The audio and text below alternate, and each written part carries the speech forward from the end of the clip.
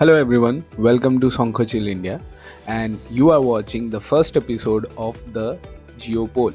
अब सबके पास क्वेश्चन होगा कि जियोपोल क्या है. सो geopol is basically the whole week का जितना भी जियोपॉलिटिक्स और इंटरनेशनली जितना भी world wide renowned brand politics हुआ है उन सब का एक summary in a single video on the week every Saturday on this time. Hope you like it. Continue watching.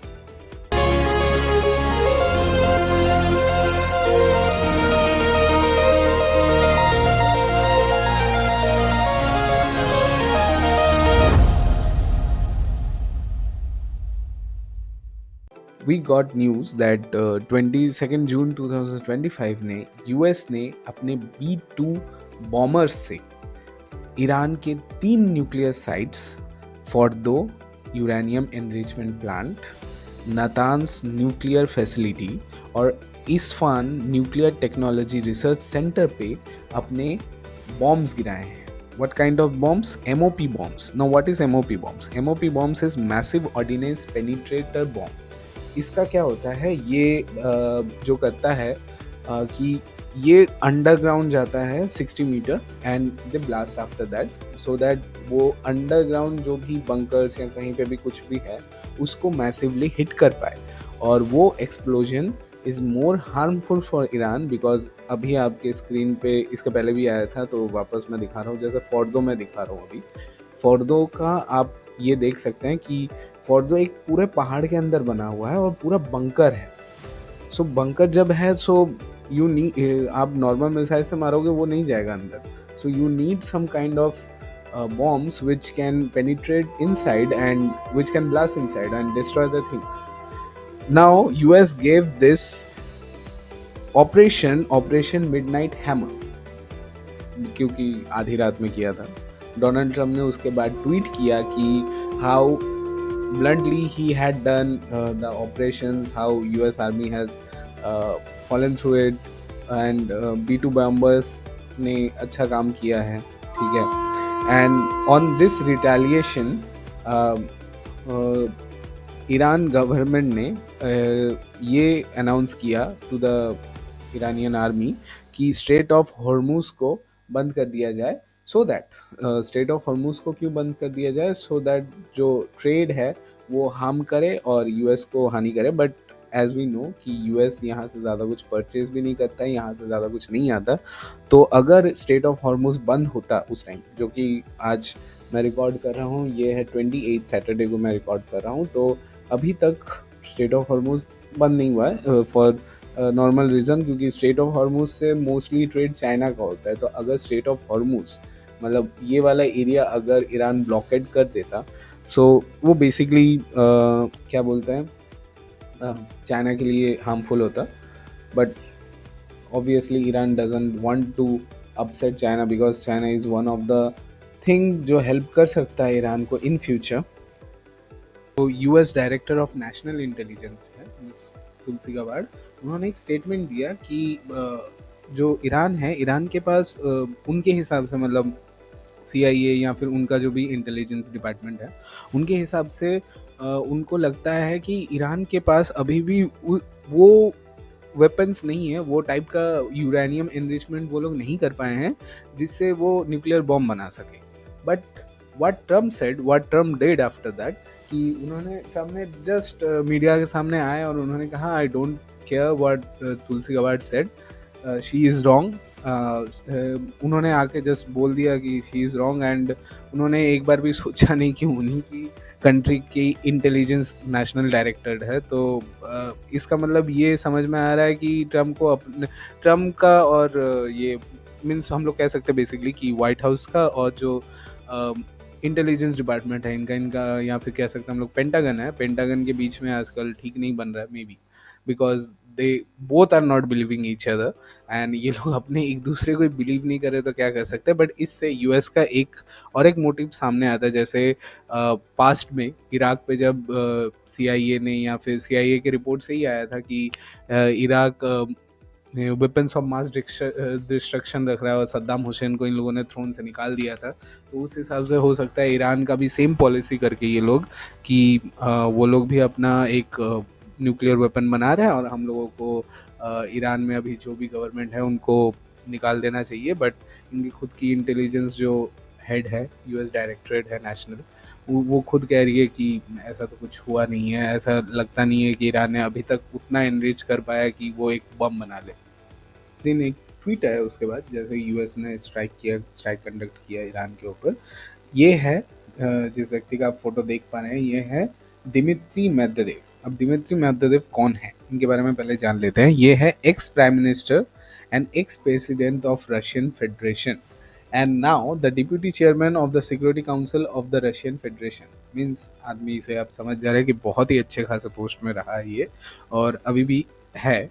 सो वो अचानक ट्वीट करते हैं, एंड द ट्वीट इज, तो मेनली बेसिकली ट्वीट का इस पॉइंट से लेके उनका कोई इशू नहीं है। जो थर्ड पॉइंट है वो बहुत कंट्रोवर्शियल हो गया, जिसके बारे में सब बात करने लगे। तो फर्स्ट पॉइंट में उन्होंने लिखा है, critical infrastructure of the nuclear fuel cycle appears to have been unaffected और sustain only minor damage. So ये ईरान का सपोर्ट करते हुए कहते हैं कि लाइक ज़्यादा कुछ हानि नहीं हुआ है, यूएस ने जो भी किया है, ठीक है, जो भी बम फोड़ा है, ज़्यादा कुछ ये लोग डिस्ट्रॉय नहीं कर पाए हैं, बहुत कम डिस्ट्रॉय कर पाए हैं। बट उसके बाद उन्होंने जो सेकेंड में लिखा था, enrichment of the nuclear material and now we can say that it future production of will be continue. So उसका फ्यूचर प्रोडक्शन जो ईरान एनरिच अपना कर रहा था यूरेनियम, वो कंटिन्यू रखेगा।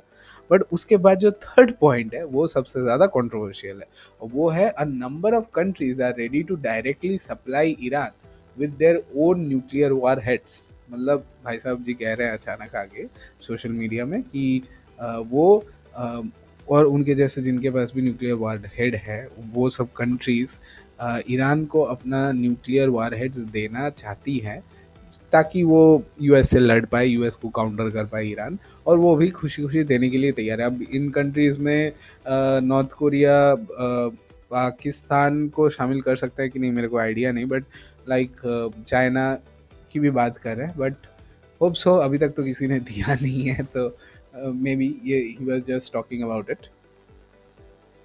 एंड उसी दिन, उसके बाद क्या हुआ, उसी दिन एक मैक्सा टेक्नोलॉजी बोल के है।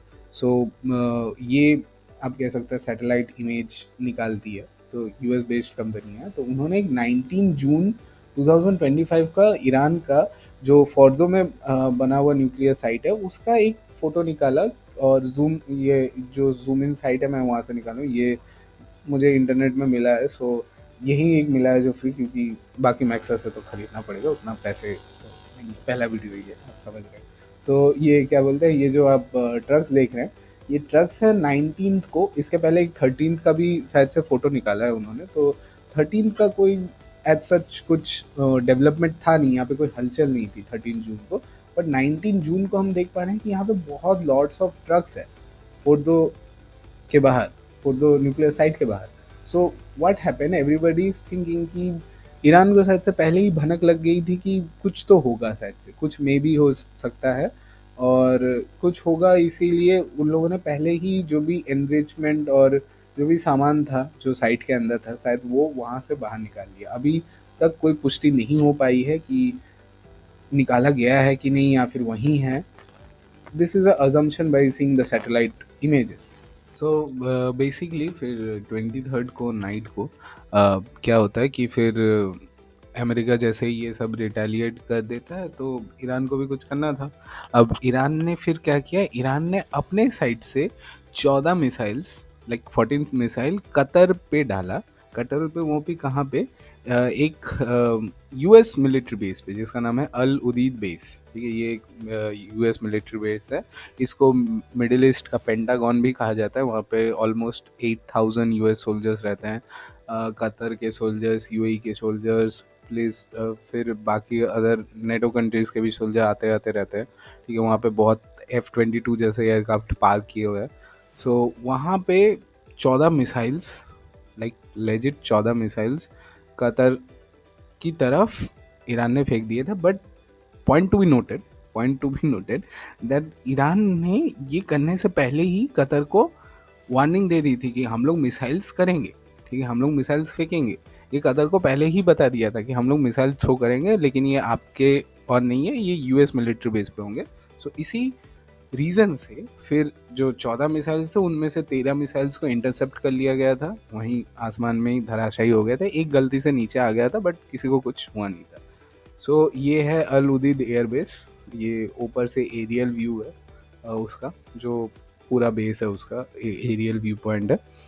सो उसके बाद क्या होता है, जैसे ही ईरान ने इस मिलिट्री बेस पे ये अटैक कर दिया, मिसाइल्स अटैक कर दिया, सब कुछ हो गया। उसके बाद हमारे Donald Trump ji, president of United Nations, वो एक ट्वीट करते हैं कि congratulations everyone, it has been very agreed by and between Israel and Iran that there will be a complete and total ceasefire. फिर उन्होंने बहुत कुछ, वो 12 डे वार उसको नाम दे दिया पूरे वार को, जो इसराइल और ईरान के बीच में जो कॉन्फ्लिक्ट चल रहा है उस पूरे को एक 12 डे वार का नाम दे दिया। पता नहीं हिस्टोरियंस क्या करेंगे, डोनाल्ड ट्रम्प ने नाम दिया तो हो सकता है इन फ्यूचर इसको द 12 डे वार ही बोला जाए। सो ये सब हुआ तो डोनाल्ड ट्रम्प जी ने सीज फायर बोल दिया कि सीज फायर मैंने लागू कर दिया है। बट उसके बाद क्या हुआ, सीज फायर दोनों में से किसी ने नहीं मारा। सो उसके बाद इसराइल वहाँ से अपने फाइटर प्लेन्स भेजता है और ईरान में बॉम्ब करने के लिए जाता है। बट उसके बाद ऐसे जैसे कोई अपने छोटे बच्चे को डांटता है, तो उस हिसाब से डोनाल्ड ट्रम्प इसराइल को डांटने लगे कि Israel not going to attack Iran, all planes will return around and head home while doing a friendly plane wave to Iran. Nobody will hurt. The ceasefire is in effect. Thank you for your attention and metal. भाई भैया ने बोला है, अब तो करना पड़ेगा। Israel, लेकिन इसराइल नहीं सुनता, तब भी अपना फाइटर प्लेन भेजता है। Do not drop those bombs, if you do it a major violation being the pilots home now. क्या ही बोले, दैट्स ऑल। तो उसके बाद फिर शायद से दोनों मान जाते हैं, ईरान ने भी कुछ और रिटेलिएट नहीं किया। जितना मैंने रिपोर्ट में देखा, मैंने गूगल में भी सर्च किया, कुछ जगह आ रहा था कि ईरान पहले मारा था, बट मैंने देखने की कोशिश की तो मुझे कहीं कुछ मिला नहीं। सो फिर ये क्या बोलते हैं, डोनाल्ड ट्रम्प ने बोला कि congrats, we had a ceasefire again. ठीक है, जो पाकिस्तान और हिंदुस्तान के बीच नहीं करवा पाए, लेकिन भाई साहब ने इसराइल ईरान के बीच कर दिया। सो ये हो गया, दोनों मान गए, सीज फायर मान गए कि दोनों अब नहीं मारेंगे एक दूसरे को। बट पॉइंट है उसके बाद कि उन्होंने ये ट्वीट क्यों किया, China can now continue to purchase oil from Iran. Why bro, you have sanctioned Iran till date. पता नहीं, इस आदमी का कभी कुछ भी ठीक नहीं रहता। तो hopefully they will be purchasing plenty from the US also. It was my great honor to make this happen. Thanks भाई। तो उसी बीच खबर आती है कि ईरान के जो पार्लियामेंट है उसने इंटरनेशनल एटॉमिक एनर्जी एजेंसी से अपना पूरा कॉपरेशन कट करने के लिए का सोचा है। सो बेसिकली इसमें क्या होगा कि अभी भी ये शायद से, मुझे अभी और डिटेल नहीं पता आज जब मैं रिकॉर्ड कर रहा हूँ, बट अभी भी ये शायद से सुप्रीम नेशनल सिक्योरिटी काउंसिल से परमिशन लेना बाकी है। ये करने के बाद ईरान अपना जितना भी न्यूक्लियर साइट्स है उससे ये IAEA को रोक सकता है। जैसे IAEA पहले इंस्पेक्ट करती थी हर एक चीज़, बट अभी और वो इंस्पेक्ट नहीं कर सकती विदाउट देयर गवर्नमेंट्स परमिशन। तो it is a big development after, क्योंकि मुझे जितना आर्टिकल पढ़ के समझ में आया कि ईरान को अभी और फेथ नहीं रहा। ईरान ने एलिगेशंस ये भी लगाया कि IAEA बस पैसा खाती है, बहुत करप्शन है, वो सपोर्ट नहीं करती। बट क्या ही कर सकते हैं, अभी उनके पार्लियामेंट का डिसीजन है, तो लेट्स सी। फिर एक CNN और न्यूयॉर्क टाइम्स में एक न्यूज़ फ्लैश होती है कि पेंटागन से एक रिपोर्ट लीक हुई है। अब उस रिपोर्ट में क्या था, रिपोर्ट में एक्सक्लूसिवली ये लिखा हुआ था कि जो यूरेनियम एनरिचमेंट जो भी US ने जहाँ जहाँ भी न्यूक्लियर बॉम्ब गिराए हैं ईरान में, तो ईरान को, जैसे ट्रम्प कह रहे हैं ट्वीट में कि हमने बहुत सालों पीछे भेज दिया, वो अभी बॉम्ब बना नहीं पाएगा, उसको बहुत टाइम लग जाएगा अभी अगर बॉम्ब बनाना भी चाहे तो। लेकिन उस रिपोर्ट के हिसाब से जो पेंटागन से लीक हुई है, जस्ट पेंटागन में कहाँ से लीक हुई है I have no idea right now, क्योंकि मिनिस्ट्री ऑफ डिफेंस जो उसका पेंटागन से कहीं से तो रिपोर्ट लीक हुई है।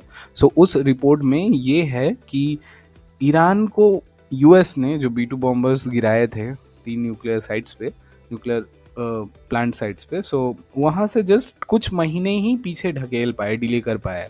लेकिन एस ट्रम्प सर, हमारे ट्रम्प भैया, वो तो अपने यही है कि fake news, CNN together with failing New York Times have teamed up in attempt to demean one of the most successful military strike in history, तो वो मान नहीं रहे।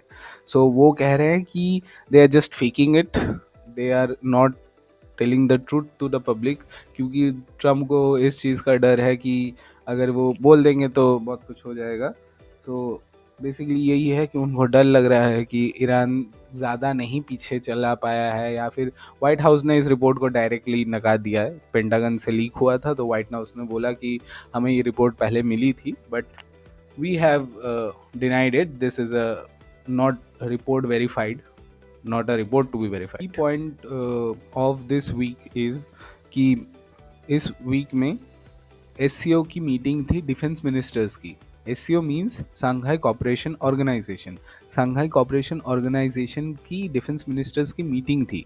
सो डिफेंस मिनिस्टर्स की मीटिंग का हाईलाइट क्या था मेनली, जो बेसिकली इस वीक का हाईलाइट हम लोग कह सकते हैं फ्रॉम इंडिया, इज दैट कि SCO के समिट में जो डिफेंस मिनिस्टर हमारे हैं श्री राजनाथ सिंह जी, उन्होंने साइन करने से मना कर दिया। जो जॉइंट स्टेटमेंट था उसको साइन करने से मना कर दिया। द रीज़न इज़ दैट कि उस जॉइंट स्टेटमेंट में, SCO के उस जॉइंट स्टेटमेंट में, बलूचिस्तान लिबरेशन आर्मी ने जो पाकिस्तान में ट्रेन हाईजैक किया था उसके बारे में उसको कंडेम करके, उसको टेरर अटैक बोल के उसको कंडेम करके लिखा गया है।